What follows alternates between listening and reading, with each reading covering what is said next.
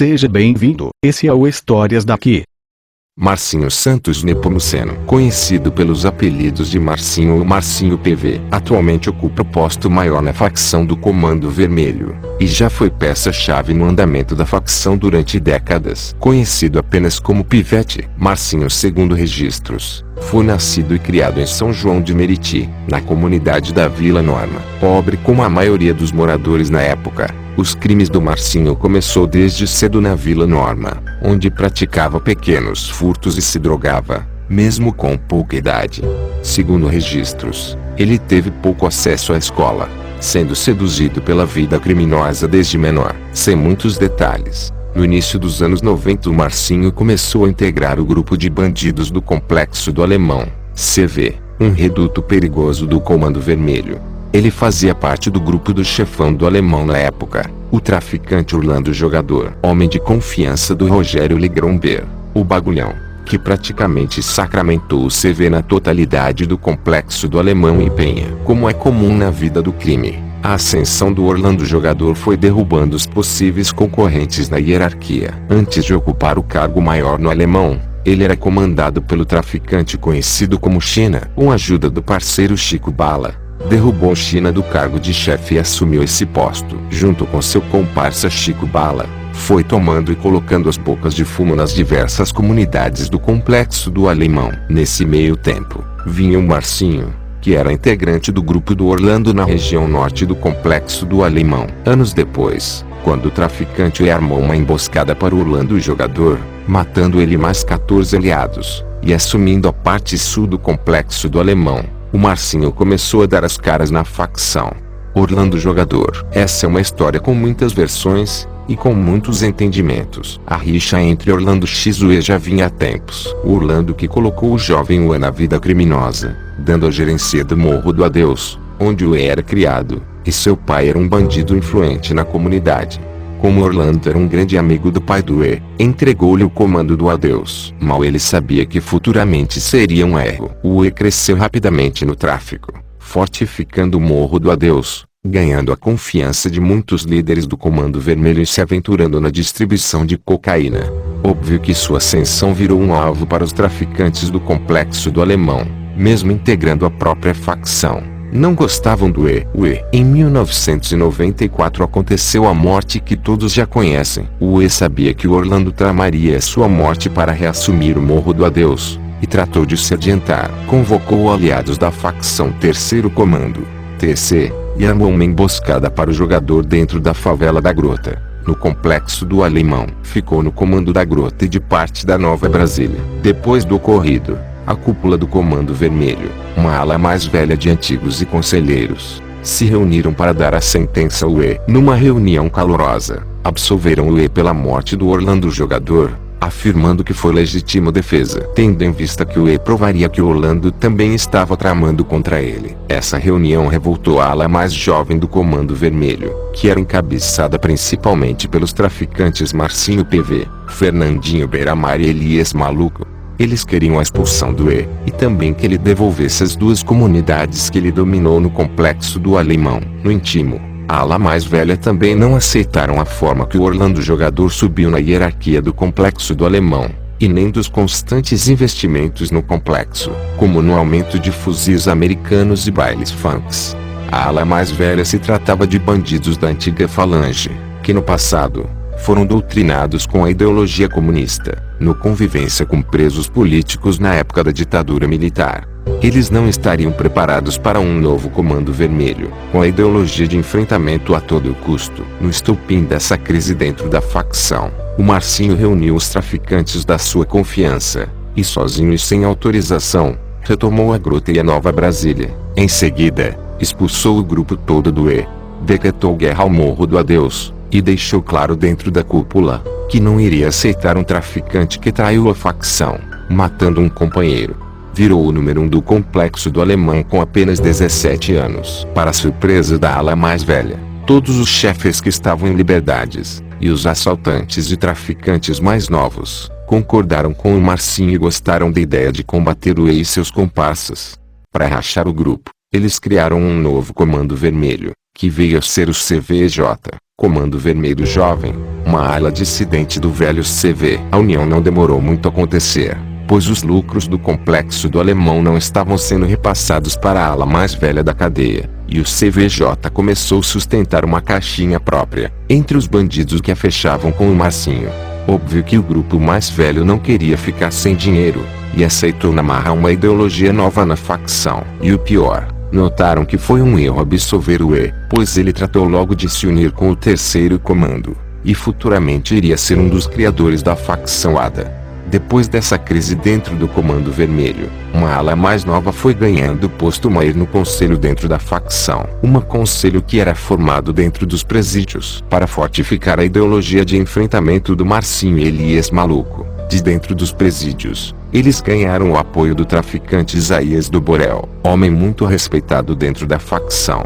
Outros traficantes foram se aliando à nova ideologia, assim como Mitor e Porca Russa, homens que tinham a confiança do Isaías do Borel. Isaías do Borel foi aquela da ala mais velha, que não tinha mais apoio dentro do CV. Prisão do Marcinho PV no complexo. Com a ascensão do grupo do Marcinho no Rio de Janeiro, as guerras no Alemão aumentaram, pois na mesma década, tiveram que expulsar o TSE de comunidades do Complexo da Penha, além de combaterem o grupo do E no Morro do Adeus. Quase toda semana o grupo do Marcinho subia até o Morro do Adeus, mas rapidamente saíam, pois o E deixava muitos fuzis na subida do Adeus, pegando os inimigos de cima para baixo. Morro do Adeus. Naquele momento a polícia já estava na cola do Marcinho PV. Ele estava comprando muitos fuzis para o Complexo do Alemão, aumentou as bocas de fumo, promovia bailes funks, e estendia a violência do Alemão para as ruas do Rio de Janeiro. O estopim foi a morte de 2 comparsas na favela da Grota. Além de ordenar a morte dos comparsas, ordenou que esquartejassem os 2 e separassem os membros em vários cantos da grota. Crime extremamente hediondo. Marcinho PV. Foi aí que em 1996 a caçada chegou ao fim, e a polícia conseguiu botar as mãos no Marcinho PV, que tentou se passar como morador, mas não deu certo. Daí por diante, a história do Marcinho se baseia com decisões das penitenciárias do Brasil. Administração do Marcinho PV dentro das cadeias. Ele ficou por anos no complexo penitenciário de Jericinó em Bangu, na zona oeste do Rio de Janeiro. Controlava o tráfico bem de perto, colocando seu comparsa Elias Maluco como número 1 no complexo do Alemão e Penha. Tudo que acontecia por lá, o Marcinho deveria ficar sabendo. Em meados de 1997, as penitenciárias de Bangu começaram a se tornar um barril de pólvora, que estava prestes a explodir. As autoridades conseguiram colocar as mãos no traficante Ui, que na época, já era tido como o traficante mais procurado do Rio de Janeiro, e o principal fornecedor de drogas de países vizinhos ao Brasil. Foi nessa época que começaram a dividir as alas dentro do Bangu, de acordo com cada facção criminosa. Fernandinho Beiramar. Nesse meio tempo, o Fernandinho Beiramar, comparsa do Marcinho, começou a se tornar o distribuidor de drogas e armas mais influente do Rio de Janeiro. Isso era mais lucros para o Comando Vermelho. Como eram amigos, o Fernandinho dava prioridade para as comunidades que pertenciam ao Comando Vermelho. O centro de distribuição do Fernandinho rivalizava com a do E, e era um problema, principalmente para o CV. Com o E encarcerado, os problemas estariam parcialmente resolvidos, pois nas ruas estavam os comparsas do E para dar continuidade na ação criminosa. Em meados do ano 2000, o Marcinho tentou sua primeira fuga da penitenciária. Foi acusado de participar da construção de um túnel subterrâneo de 90 metros, para abrir uma fuga em massa nas alas de Bangu 1 e 3. A polícia descobriu rápido, e esfriou os anônimos do CV. Conforme o tempo veio passando, os presídios de Bangu se inflaram de traficantes importantes das 3 facções do Rio de Janeiro. O Marcinho foi ganhando mais companheiros na convivência, e isso se tornaria um perigo futuramente. Até que encarceram os principais cabeças do ADA na época, bem como os traficantes Celcinho da Vila Vintém, Café do Andaraí, Orelha, Robertinho do Adeus, entre outros. Celcinho da Vintém virou um perigo para o Comando Vermelho, ter os principais rivais bem ao lado. Foi aí que começaram as negociações, e o famoso quem paga mais, por quem. Em meados de 2001, as autoridades colombianas conseguiram capturar o maior traficante do Brasil naquele momento, o bandido Fernandinho Beiramar. procurado nos 4 cantos do Brasil, procurado na Colômbia por ser aliado da Farc, e na mira de oficiais americanos. No entendimento de ambos, o Fernandinho estava distribuindo cocaína e armas para os principais países da América do Sul, e para parte dos Estados Unidos.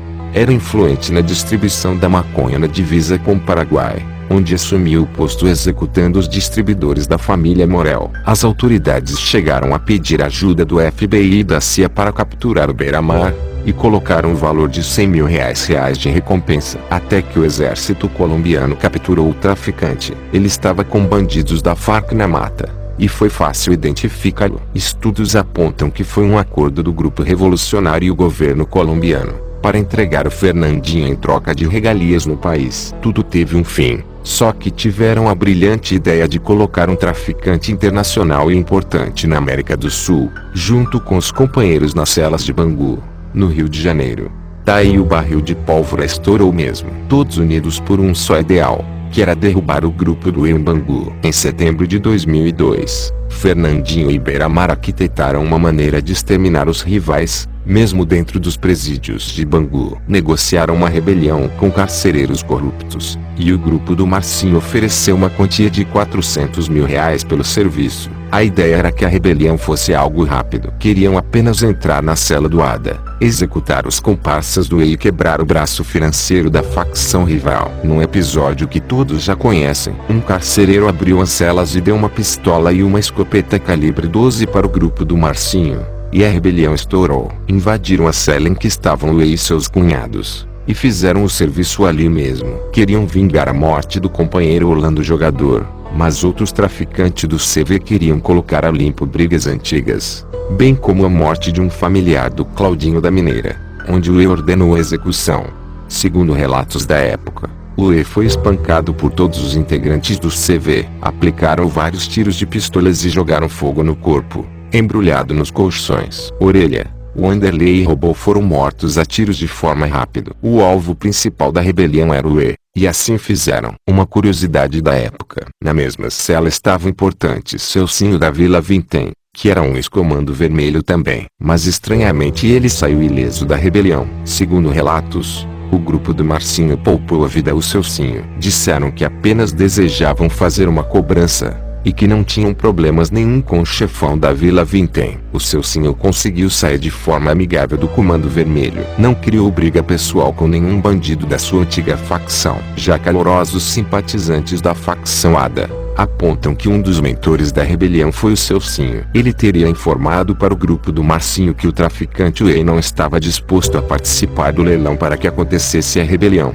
Dias depois, os bandidos do ADA realizaram uma reunião nas ruas, e consideraram que o Celcinho não teve influência na morte do E. A rebelião, que causou a morte de vários traficantes, deixou em descrédito a segurança pública do Rio de Janeiro, que tomaram uma medida para responder à sociedade.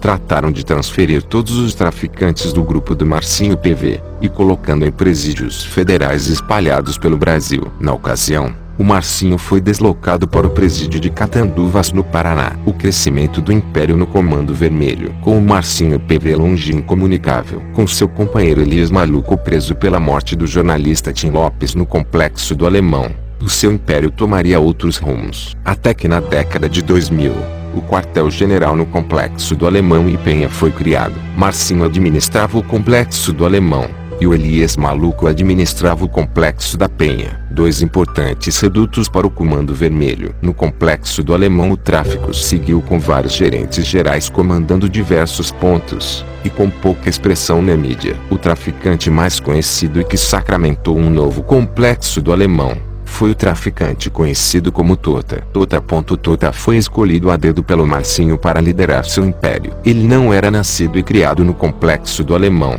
e não tinha o apoio dos traficantes de lá. A administração do Tota era ferro e fogo dentro do complexo. Ou obedecia, ou morria, e assim ele fazia até com os moradores. Ganhou uma moral grande na facção quando tomou as bocas do Morro do Adeus em Bom Sucesso. O Adeus já estava quebrado e sem líder, e o Tota ofereceu melhorias, e os bandidos do que sobraram do ADA optaram por trocar de facção. Tomar o Morro do Adeus era questão de honra para o grupo do Marcinho, devido à rivalidade que ele teve com o traficante Uê. Mas lá não dava grandes lucros, se compararmos outros redutos dentro do complexo do Alemão. Foi passando o tempo e o Tota começou a se tornar mais cruel na liderança do Alemão. Depois que mataram seu irmão na favela da Grota, ele praticamente pirou. Seus soldados e comparsas começaram a notar a mudança, e iniciaram um processo de fritura do Tota para o Marcinho. Até que começaram a informar ao Marcinho que o Tota planejava um golpe dentro do complexo do Alemão,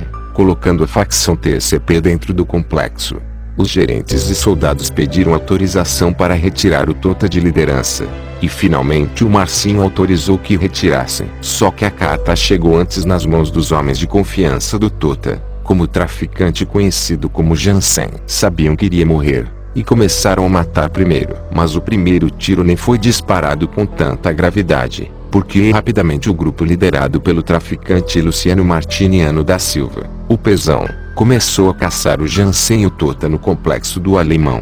Pezão conseguiram matar os dois traficantes. O Tota em especial, foi torrado no alto do complexo do Alemão. Esse churrasco de bandidos no Alemão entrou em pauta para a polícia e desvendaram que seria o sucesso do Tota no complexo. E o número 1 se tornou o traficante Pezão, QG do CV até a UPP. Pezão era um bandido de perfil tranquilo, que evitava a mídia e era sempre fiel aos líderes da facção. A mídia só descobriu sua existência depois da divulgação da filmagem, onde os traficantes comemoravam a ascensão do Pezão no complexo do Alemão. A função do Pezão era bem simples: arrecadar todos os lucros das bocas do Alemão, repassar para quem era de direito, e fazer todos os pagamentos para os traficantes que estavam detidos.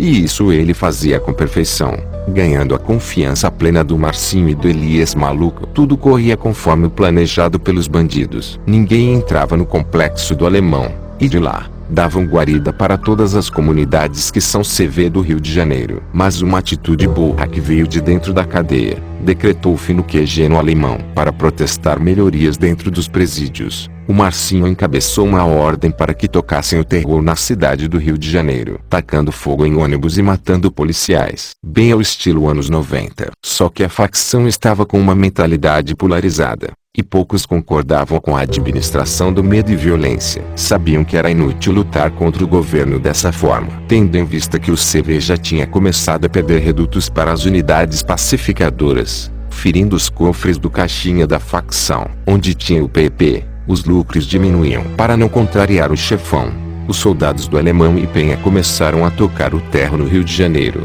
chegando a queimar as pessoas vivas nos ônibus. As autoridades conseguiram interceptar essas reuniões do CV, e descobriram que as ordens partiram da cúpula do Marcinho. Na época estava na moda ocupar as comunidades com o PP. Era uma novidade para todos. Rapidamente ganharam autorização do governo para realizar a ocupação. FB. O primeiro alvo era no complexo da Penha, pois descobriram que os ataques foram realizados pelo grupo do traficante Fabiano Atanásio, o FB, que já era peça importante da facção no Rio de Janeiro. O FB assumiu a liderança no complexo da Penha, aconselhado pelo traficante Elias Maluco, que já tinha entregado o seu reduto para o Marcinho, para não ganhar a culpa de tudo e conseguir algum benefício dentro na justiça. A missão do FB era liderar o tráfico em conjunto com o Mica, e ao mesmo tempo, expandir os territórios do CV no Rio de Janeiro. Ele conseguiu tomar com sucesso o Morro do Juramento, Jorge Turco e Morro do Chapadão. Quando não puxava, ele ajudava os comparsas, mas fracassou nas invasões da Mineira, Macacos, Serrinha, Muquiço e Conjunto Quitungo. O Marcinho ficaria inconformado com os insucessos do FB no Rio de Janeiro, porque além de ter um poder bélico e dinheiro em mãos, não conseguia concretizar as invasões rápidas, e sempre chamava a atenção da mídia. Quando recebeu o toque para tocar o terror no Rio de Janeiro, de primeiro momento o FB não concordou, mas foi obrigado a fazer. Insatisfação do Marcinho chegou ao complexo do Alemão, que fez até o traficante Pezão perder a confiança em FB. Mesmo sendo vizinhos de muro, um não batia com o outro. Quando começou o processo de ocupação no complexo da Penha Alemão, a ordem que veio dos presídios era para não abandonar o morro, e confrontar de frente os tanques de guerra, helicópteros e as dezenas de soldados que subiram no complexo. Óbvio que os líderes Pezão e FB viram que não dava para combater, e começaram o plano de retirada do complexo. Pezão convocou uma reunião entre os líderes do Alemão, para decidir o que seria feito no momento, porque todos concordaram em sair do complexo, levando armas e dinheiro.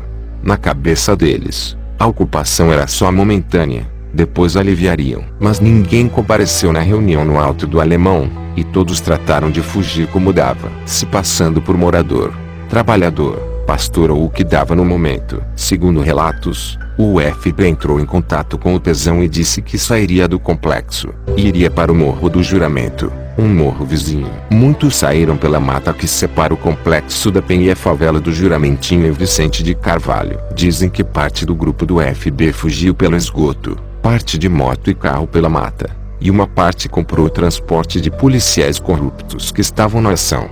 Do grupo do Pezão, parte se passou por morador e conseguiu sair do complexo. Faustão e Branquinho. Alguns se entregaram e outros foram detidos, bem como os traficantes Branquinho e Faustão, e também o Mr. M50, gerente do Pezão, que preferiu se entregar e futuramente integraria a ONG Afro Regai.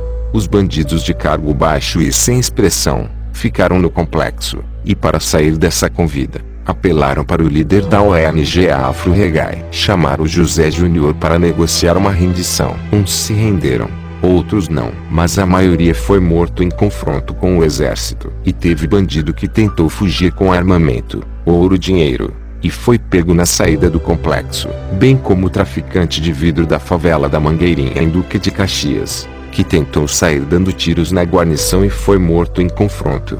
O de vidro estava com 3 fuzis, 3 pistolas e vários cordões de ouros no pescoço. Pessoas disseram que muitos bandidos largaram os armamentos no chão e tentaram sair correndo. O de vidro pegava tudo que via no chão, para fugir pelo menos no lucro. Só que a tentativa foi falha. Finalizando, o complexo do Alemão e Penha foram pacificados pela UPP. Essa fuga desenfreada dos chefões irritou profundamente a cúpula do Marcinho. Contabilizaram um prejuízo de mais de 300 milhões de reais, em drogas e armas do complexo do Alemão e Penha. E os traficantes Pezão e FB teriam que pagar essa conta. Como era querido pelo Marcinho, o Pezão foi deslocado para a função de matuto e iniciou sua administração fora do Rio de Janeiro, no complexo do Caramujo em Niterói.